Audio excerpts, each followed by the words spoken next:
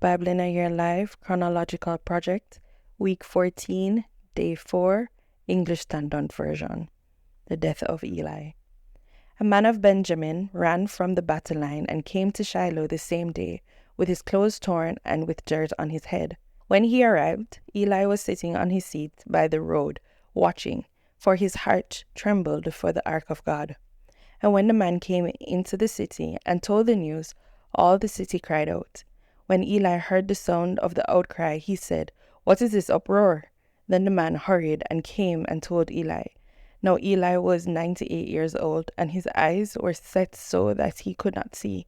And the man said to Eli, "I am he who has come from the battle. I fled from the battle today." And he said, "How did it go, my son?" He who brought the news answered and said, "Israel has fled before the Philistines, and there has also been a great defeat among the people. Your 2 sons also, Hophni and Phinehas, are dead, and the ark of God has been captured." As soon as he mentioned the ark of God, Eli fell over backward from his seat by the side of the gate, and his neck was broken, and he died, for the man was old and heavy. He had judged Israel 40 years. Now his daughter-in-law, the wife of Phinehas, was pregnant, about to give birth. And when she heard the news that the ark of God was captured, and that her father-in-law and her husband were dead, she bowed and gave birth, for her pains came upon her. And about the time of her death, the women attending her said to her, "Do not be afraid, for you have borne a son." But she did not answer or pay attention. And she named the child Ichabod, saying, "The glory has departed from Israel," because the ark of God had been captured, and because of her father-in-law and her husband. And she said, "The glory has departed from Israel, for the ark of God has been captured." And the Philistines and the ark. When the Philistines captured the ark of God, they brought it from Ebenezer to Ashdod. Then the Philistines took the ark of God and brought it into the house of Dagon, and set it up beside Dagon. And when the people of Ashdod rose early the next day, behold, Dagon had fallen face down on the ground before the ark of the Lord. So they took up Dagon and put him back in his place.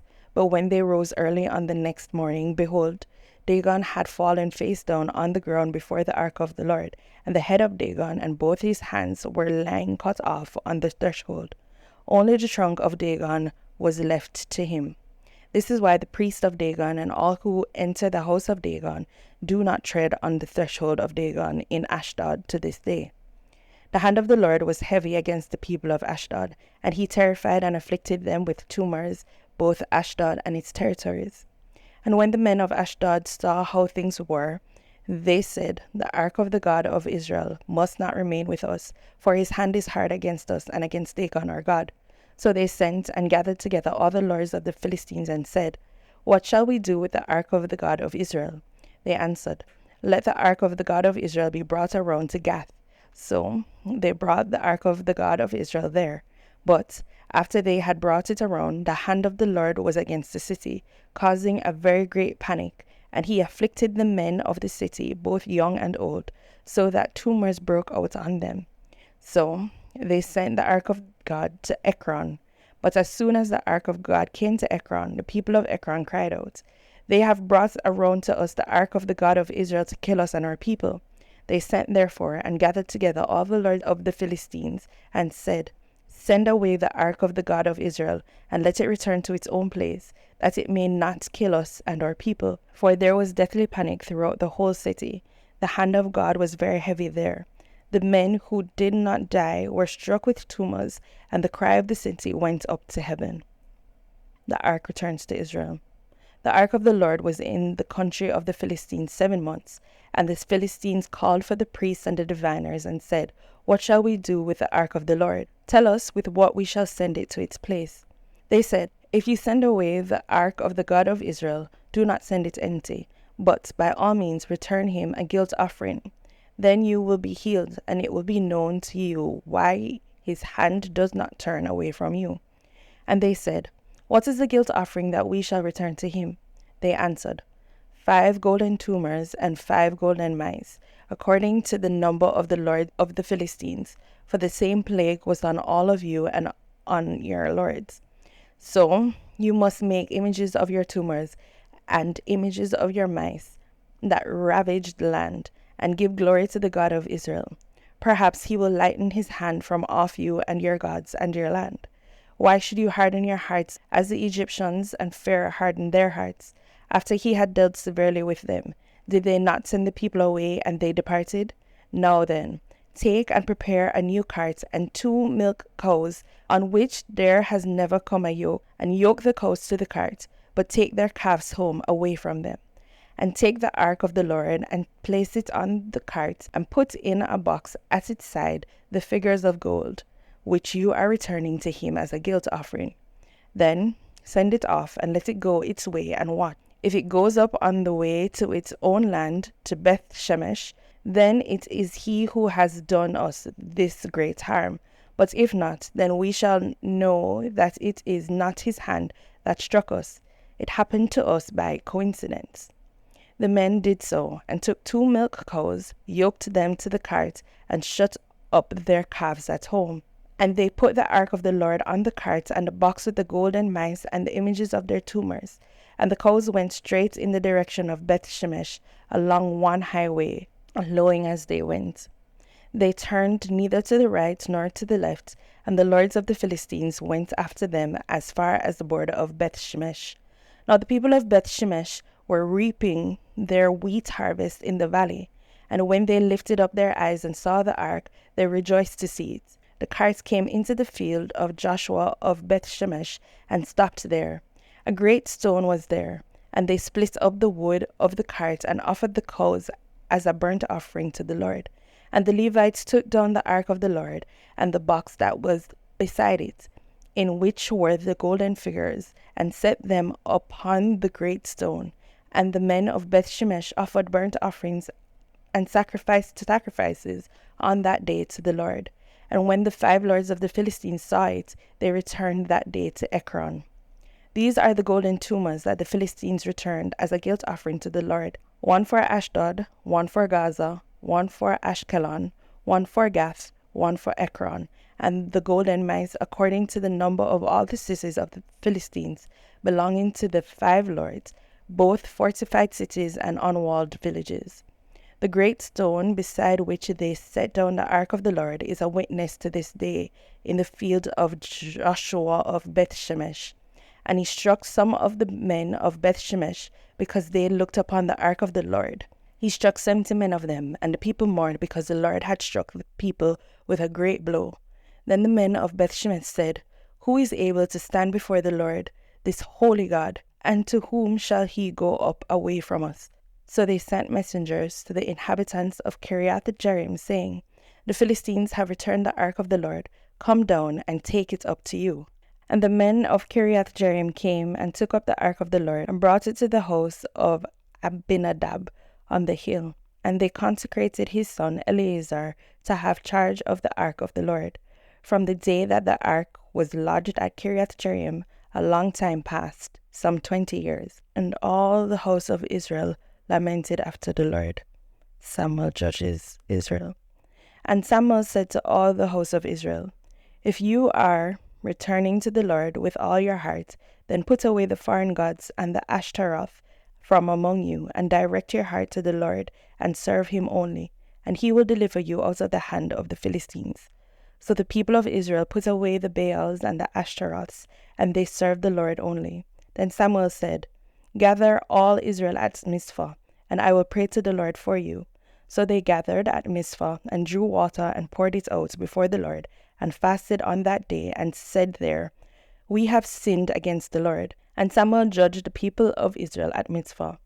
Now when the Philistines heard that the people of Israel had gathered at Mizpah, the lords of the Philistines went up against Israel. And when the people of Israel heard of it, they were afraid of the Philistines. And the people of Israel said to Samuel, Do not cease to cry out to the Lord our God for us, that he may save us from the hand of the Philistines. So Samuel took a nursing lamb and offered it as a whole burnt offering to the Lord. And Samuel cried out to the Lord for Israel, and the Lord answered him. As Samuel was offering up the burnt offering, the Philistines drew near to attack Israel. But the Lord thundered with a mighty sound that day against the Philistines, and threw them into confusion, and they were defeated before Israel. And the men of Israel went out from Mizpah and pursued the Philistines and struck them as far as Bethkar. Then Samuel took a stone and set it up between Mizpah and Shen and called its name Ebenezer. For he said, "Till now the Lord has helped us." So the Philistines were subdued and did not again enter the territory of Israel. And the hand of the Lord was against the Philistines all the days of Samuel.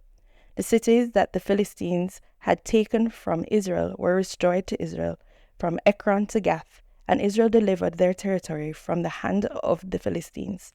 There was peace also between Israel and the Amorites. Samuel judged Israel all the days of his life, and he went on a circuit year by year to Bethel, Gilgal, and Mizpah, and he judged Israel in all these places. Then he would return to Ramah, for his home was there, and there also he judged Israel, and he built there an altar to the Lord. Israel demands a king. When Samuel became old, he made his sons judges over Israel. The name of his firstborn son was Joel, and the name of his second, Abijah. They were judges in Beersheba. Yet his sons did not walk in his ways, but turned aside after gain. They took bribes and perverted justice. Then all the elders of Israel gathered together and came to Samuel at Ramah, and said to him, "Behold, you are old, and your sons do not walk in your ways. Now appoint for us a king to judge us like all the nations." But the thing displeased Samuel when they said, "Give us a king to judge us."